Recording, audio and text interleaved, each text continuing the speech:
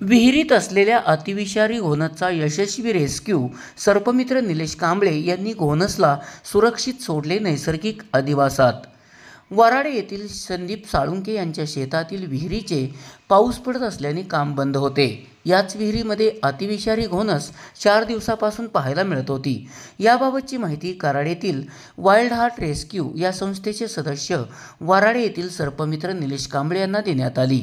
वनपाल सागर कुंभार, वनरक्षक सचिन खंडागळे यांच्या मार्गदर्शनाखाली सर्पमित्र निलेश कांबळे, सागर जाधव, उंबरज तसेच सर्पमित्र अभि बाबर यांनी प्लॅस्टिक क्रेट व दोरीच्या साहाय्याने विहिरीत असलेल्या अतिविषारी घोणस सापाचा यशस्वी रेस्क्यू केला व घोणसला विहिरीबाहेर काढले.